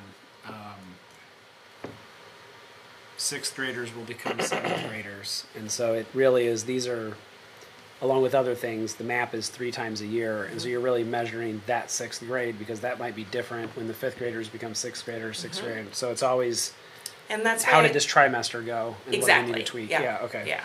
And that's why when we look at the data, when we look at beginning of the year, I show the cohort data because of that exact reason. Like, you can't compare 6 to 6 to 6 all the time. You have to look at the group of kids. Yes. So then when we look at math, you can see that 91% of our 1st grade students remained at the same level of support, and I can tell you that the majority of those were Tier 1 remaining at Tier 1. Same with kindergarten, 89%, the majority were Tier 1 remaining at Tier 1. You can see that there was a decreased level of support of 8% of our kindergartners and 6% of our 1st graders, and about 3% at both grade levels increased their level of support. Looking at the kiddos who no longer need MTSS support, in kindergarten, 7 students are moved out of tiered support, and in 1st grade, 12 students moved out of tiered support. So seeing a lot of the math interventions working for students and helping them decrease their levels of support and even moving out of MTSS tiered work. here is, like, this is just a great picture. Where you see all the bars, right? And we talk about how, we always talk about the 6th grade dip when we talk about it in fall, and you can see 6th grade, you can see why when we look from fall to spring and we talk about how we move from the 2nd through 5th grade test to the 6th through 8th grade test, how those tests are different and they test different things. And that's showing you why we have that dip sometimes at the beginning, often at the beginning, because now you can see kids have received instruction in those 6th grade concepts and that 6th through 8 concepts of statistics and probability, rational numbers, and I can't remember the other two that for 6 plus. But now that they've received that instruction, you can see they're now making the growth they need to make. So this helps you see why we don't stress and worry all the time about that fall dip, because we know they just need instruction and exposure to those concepts. But you can see 2nd through 5th grade, all grade levels increase their RIT scores, all grade levels increase their achievement percentile, and we will continue to work towards that for the end of the year. And then when you look at 6th through 8th, you can see the same thing. And I had mentioned that we use this data to look at what's working here to see what can we mirror. And you can see that 8th grade growth is just, I mean, it's great. Going from the 83rd percentile to the 93rd percentile, growing at 8 RIT points, and their projected growth was 3.3 RIT points. And so we've just been talking a lot and doing some vertical alignment at the middle school to talk about what are some of the expectations at 8th grade, how are they instructing at 8th grade, what are they doing during when, and supplemental materials, whether it's ALEX or IXL that they're using at 8th grade, so that we can see how might we mirror that in 6th and 7th as well. Not to say that 6th and 7th are doing bad, clearly they're fine too, but we want to make sure we're continuing that high growth in math across the board. So the key takeaways, just at this midpoint, this temperature check, just what we're seeing, we can see that reading and math instruction continues to meet our Tier 1 needs. And that's determined by at least 80% of your students being able to access the core curriculum without supports. And we have more than 80% of our students across the grade levels accessing Tier 1 core curriculum in both reading and math. MTSS success, at least 3% of our kindergarten and 1st grade students have successfully exited MTSS support in both math and reading. With in math, kindergarten and 1st grade math students are showing more decreases in their level of support than increases. So we are continuing to move kids out of MTSS. MTSS support. One thing to understand about MTSS support, though, is that there's always going to be the lowest 20%. We could have low average to gifted performance in Riverside 96, but we're still going to look at the low 20%. And if everyone's meeting grade level expectations, but we've got low average kids, then that's where we're going to address that support. So we're always going to have MTSS support, but we could work towards it being kids who are all on grade level, but then meeting those kids that are at the lower end of that on grade level. We're not there yet, but I just want to make sure you know, like, we'll never not have MTSS support.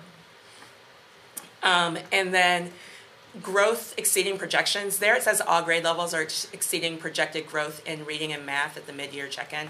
That actually should have just said math, where it's all, because there were 3 grade levels, as we saw, that weren't exceeding their projected growth in reading.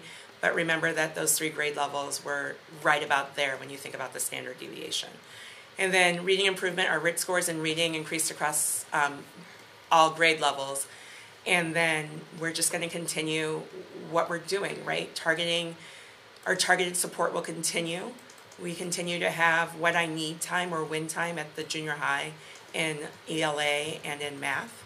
We continue to have our intervention times at the elementary schools where there's a block of 30 minutes to work on small group instruction. And all that small group work, the win time work, is guided by MAP data, FastBridge data, IXL at the middle school, and ALEX in our advanced classes and 8th grade, as well as our iReady diagnostic data. So that is our midpoint temperature check. Any questions for me? All right. Sorry. Oh, it's, uh, no, there are. Just, I saw people shaking their heads. I was like, fan them no, out. it should be quick. Wes, you can go ahead. You might have. I just wanted to make sure I heard that last part of what you said about we'll never not have empty. So like statistically, you're always going to have a bottom 10 and top 10, bottom 20, whatever. So if I think what I heard you say though is like they might be meeting grade level standards. So you go to another district and maybe you're in a higher tier. So it's just continuing to raise whatever supports just to make sure that those students are kind of keeping up with the rest of the cohort. Absolutely. All right. Yeah. My question is, I just want to make sure I interpreted that correctly. So I remember a couple of years ago, kind of bring up COVID again, reading was great. And like our theory was, well, everybody can read at home. You're not doing math at home.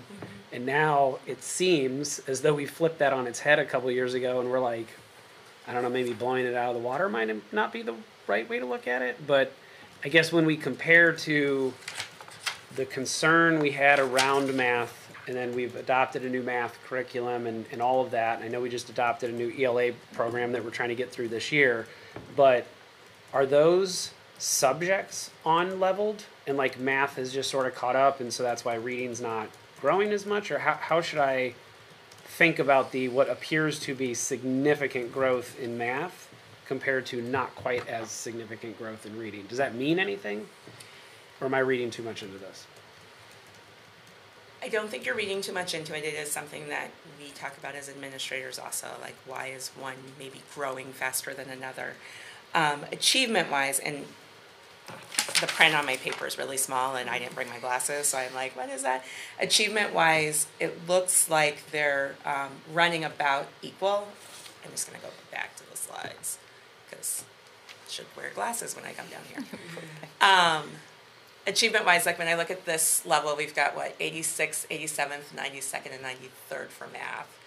And then for reading, upper 80s, lower 90s. So reading's still slightly ahead achievement-wise than math, but math is catching up because math's having faster growth. The growth in math you're seeing is larger growth than the reading growth, but the achievement level, math is starting to catch up in math with reading. Does that make sense there? So the achievement percentile is really what I should focus on. You got to focus on both, subjects. but Okay. yeah, you should focus on both and see how are we growing, because we do need math to grow faster, and we've talked about that when we talked in November about the IAR data. We want math to grow faster because we want math to catch up to ELA, but we also still want ELA to grow as well. Right. Right? Like it's when we think about our own kids too. So you want to look at both because we need to see how fast we're growing and if we're making the growth targets we need to. But then we do want to look at achievement because we are growing in both. So where is our achievement at? Is math surpassing ELA? And if it is, what are we doing there? I will tell you some of the things that play a role in math surpassing or math's growth being faster is you might remember last spring I talked about NWA changed the algorithm for the MAP test. Okay. And there was a significant difference noticed in the percentile growth, in the growth in math because of the way they structured the math test so that before the platform... So they changed the math to make it look better? Well, before the platform would say, you got the question right, I'm going to give you a harder question, I'm going to give you a harder question. Still does that. But before the harder question was, I'm a fourth grader getting harder questions. Now I'm working on 7th and 8th grade material. Well, I don't know anything about it, so I stop. But now what how the test levels it. So now I'm a fourth grader doing better, answering questions right, answering right. Now it digs deeper into fourth grade standards so that I'm getting harder questions, but it's at my grade level. It's at my level of learning. So it's either digging deeper into fourth grade standards or now touching on exposure to 5th grade standards, the grade level above. But it's not expecting me, fourth grader, to know stats just because I answered a question about probability correctly. So it's better measuring math now than it was in the past. Yeah. So you're going to see some growth from that. The other reason why you'll see stronger growth is we're 3 years into iReady. And so as you get further into curricular resources, you now know, okay, this might have been missing here, so we know to fill this in now. We know to prepare kids here this way. Gotcha. With reading being the first year, we're still working on that and learning that. And so the first couple of years of reading, we're still learning the curriculum and where we might need to adjust instruction or switch instruction so that we're better meeting our students' learning needs. That makes sense.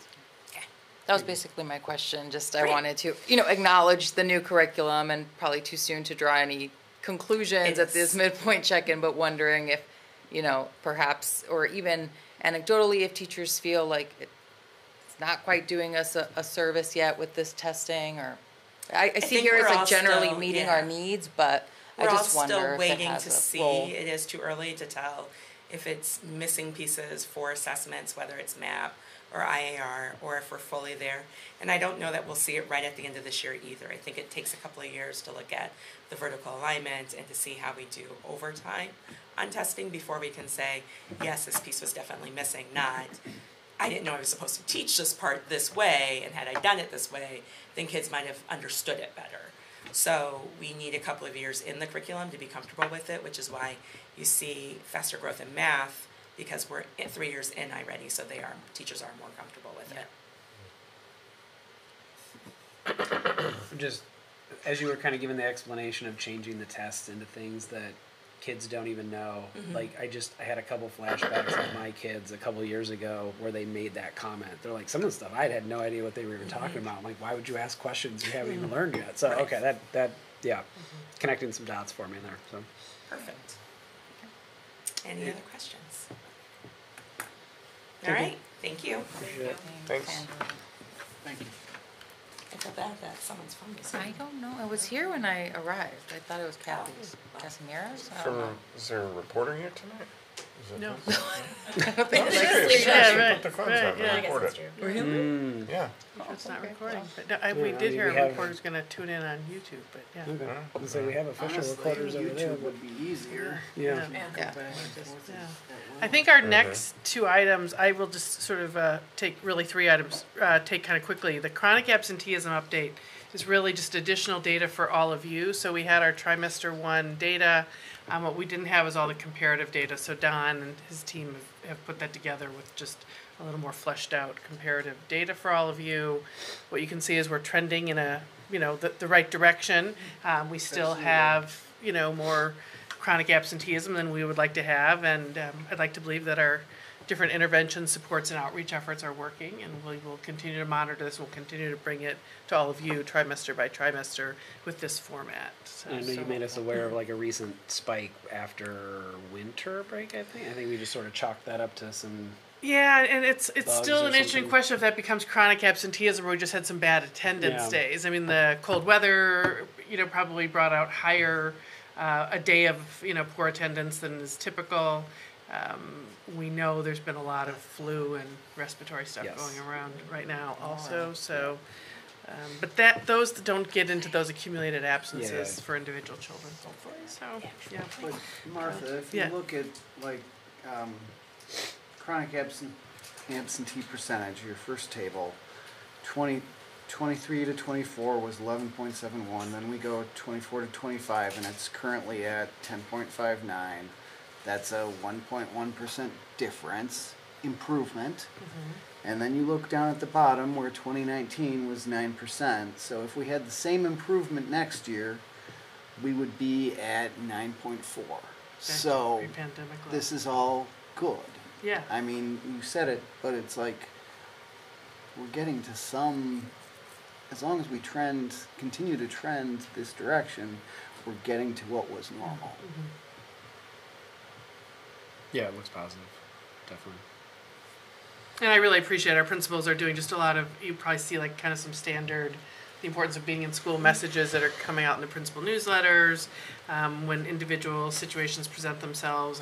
It's our principal working with their team, the classroom teacher, but also our social worker, and just really trying to understand, again, that reason why a child may not be attending with regularity.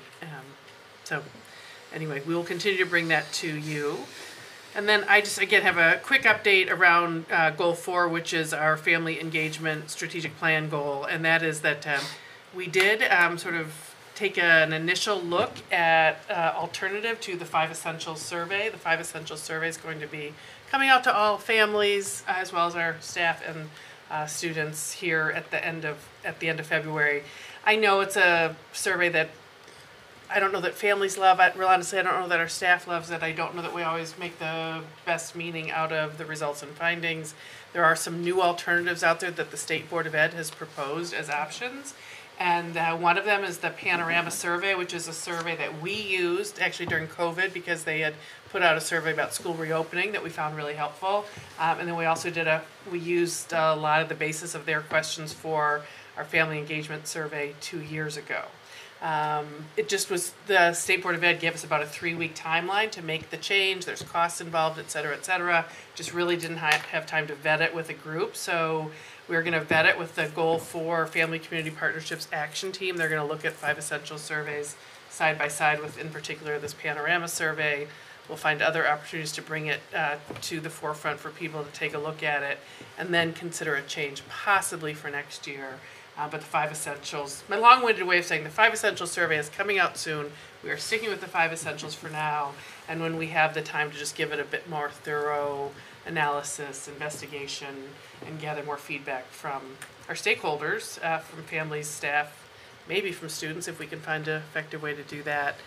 It's possible that in future we would come back with a proposed alternative. Martha, what's the there's like a catch with 5 essentials where like you need a certain percent of respondents in order to get the data? 20%. Okay. And we get about 20%. And as you all know, with a good amount of begging, frequent reminders. So they're coming. I'm just warning you all that the frequent reminders are coming. And and we've talked for a long time, and we talked at Family Community Partnerships. Is it the length of the survey? Is it the sense of the meaningfulness of the questions? And we've been doing 5 essentials for a long time, as have most Illinois school districts, because it is a requirement. If you recall, it goes into the equity journey continuum. It's part of our overall school ratings that are in the Illinois State Report Card. So there's a lot to it. Just revisiting it with our principals, again, there's this question of like, is it really actionable data for us? And if it's not, why not? So, 20% is not a lot of participation. Right. So. And our staff take it at almost 100% because we carve out professional development learning time for them to take the survey. And then it's 4th grade and up, and they also are given carved out time. So those participation rates are high. Yeah.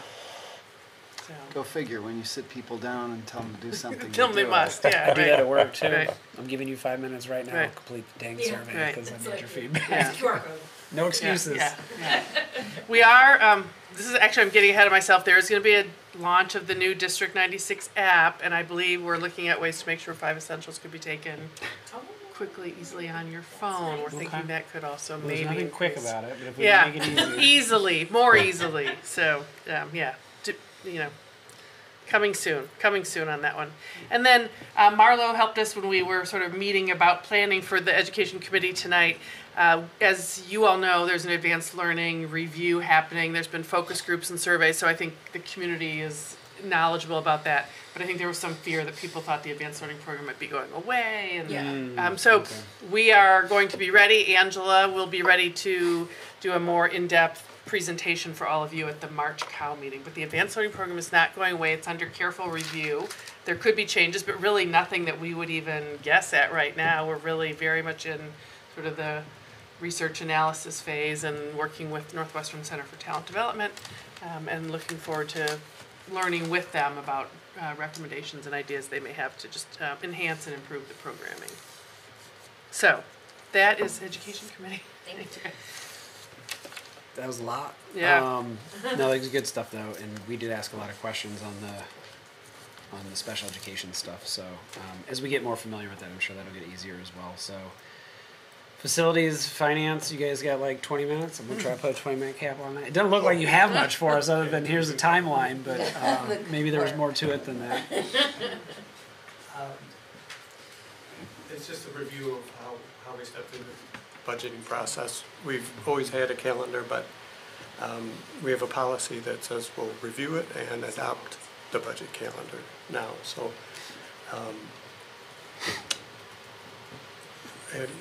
I think it would probably be on the consent agenda on February 19th.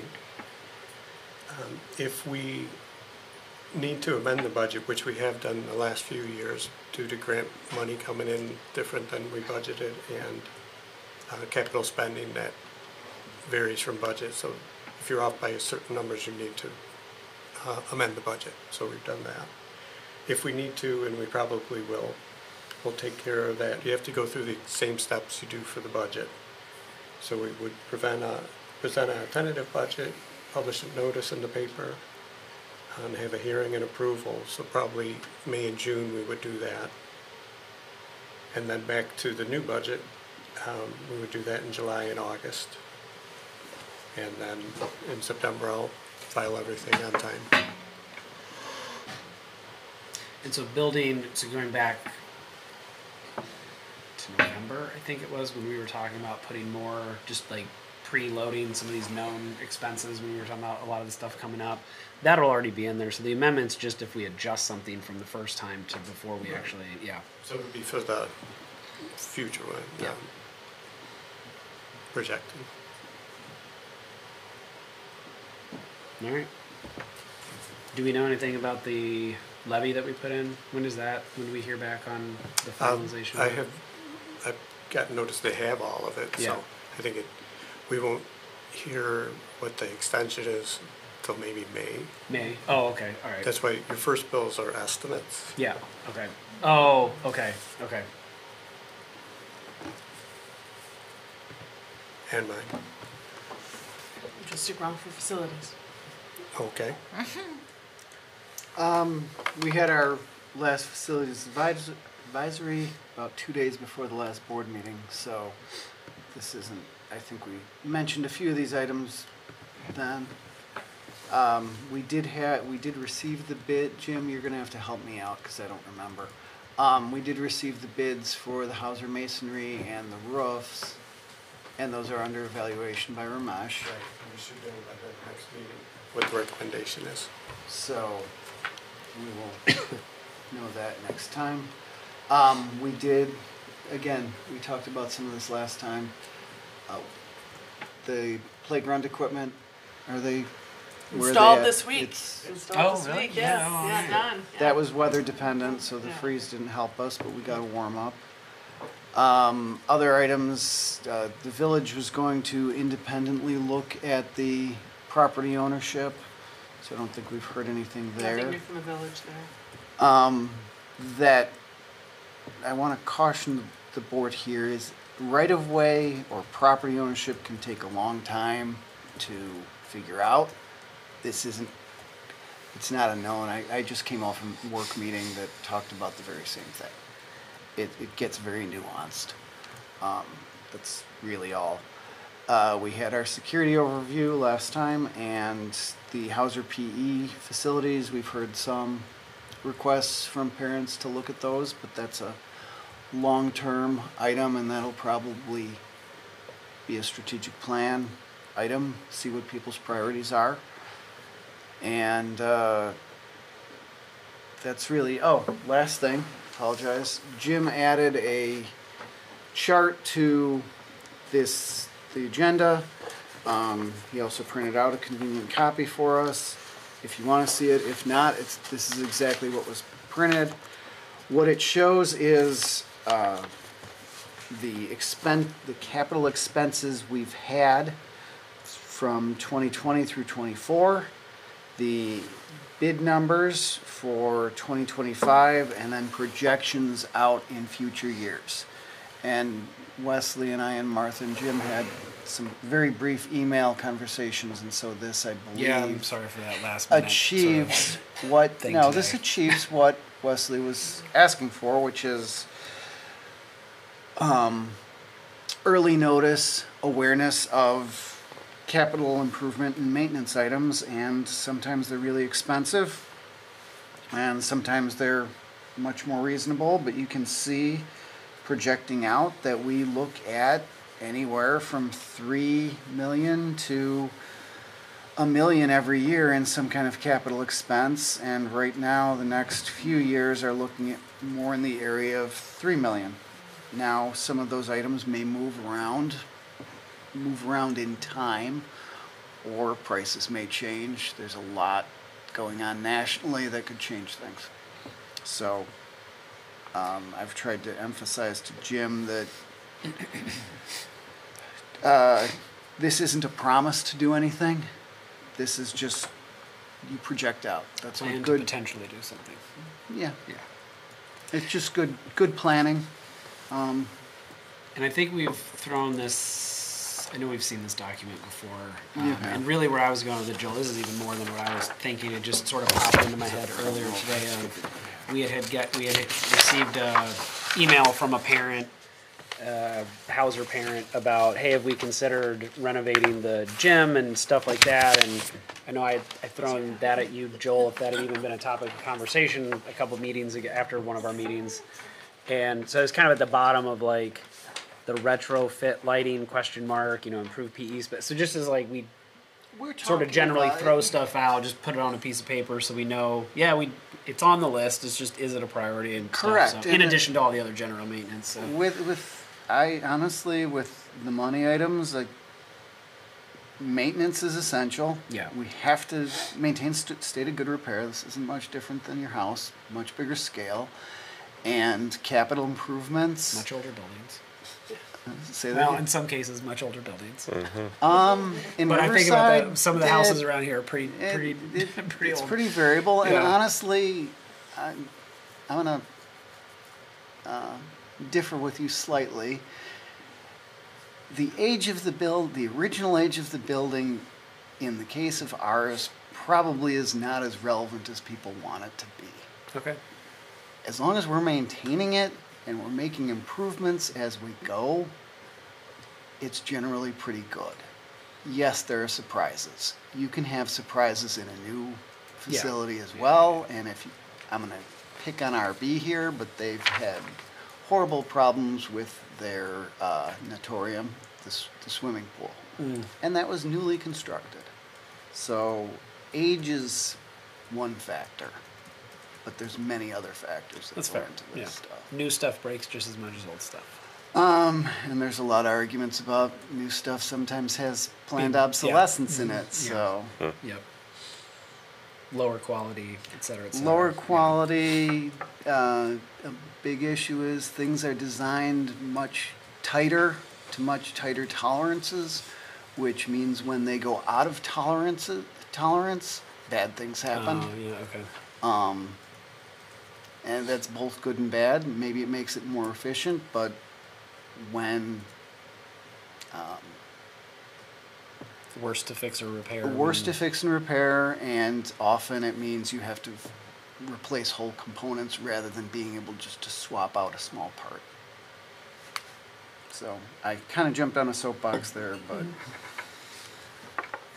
Thank you for posting this, though, That's because it. I knew I was throwing a very last-minute thing that just happened to pop into my head, so I wasn't really expecting action. it's more but- thanks to Jim and Ramesh because Yeah. they're the ones who've been working on it. I made some suggestions, but But you also love your spreadsheets like I do, so I've had a I feeling. guess I'm gonna throw my dad one more time in here. My dad loves his spreadsheets, Love and Excel. this would make him so excited. Well, it's available publicly, so. I'll I had somebody sent. I was in a meeting a week or two ago, and I said something about it, and somebody posted a sweater that said something. It was like, "There's an Excel spreadsheet for that" or something. I'm like, I'm buying this. I haven't done it yet. I forgot about it, but I'm like, I'm buying this. All right. Sorry. Thank you, Joel. Anything else? no. No. Okay. Cool. Boom. Look at that. 9:04. Not bad. Wrapped up. Or I'm sorry, Dan. I assume you don't have anything, but I always want to ask just in case. Because there's nothing here. But We were going to go over a 45-minute presentation, but in lieu of being 9:04 and we didn't meet actually this month, so I guess, yeah, we will not have anything to present tonight. All right. And no public comment. Okay. So our next meeting dates are going to be February 19th. That'll be a regular business meeting at 7 p.m. in the Hauser Auditorium. And then a late evening note from you. We were thinking a special meeting to hold a. That March After- Con, we probably want to have closed session. Yeah, but we'll probably do it after because that'll be kind of the official report out discussion, whatever, around contract negotiations. So just to allow for adequate time to go over like the full-blown proposal that we've received, or I guess request, or what ask. I don't know what the official term for that is, but so we'll probably do we're thinking probably, just so everybody's kind of prepared, we're thinking like committee of the whole at 7, or do we want to try to move that up? 7 with a post. Would you want to try to move it up? I mean, Kathy will talk to Riverside TV and there's Yeah, other I was logistical just thinking that pieces. there's other people there, so be on notice. We might slightly change the time on that, but as of right now, committee of the whole meeting at 7 p.m., multi-purpose room at Central, and then March 19th, regular business meeting, 7 p.m. at the Hauser Learning Resource Center. And with that, this meeting is adjourned.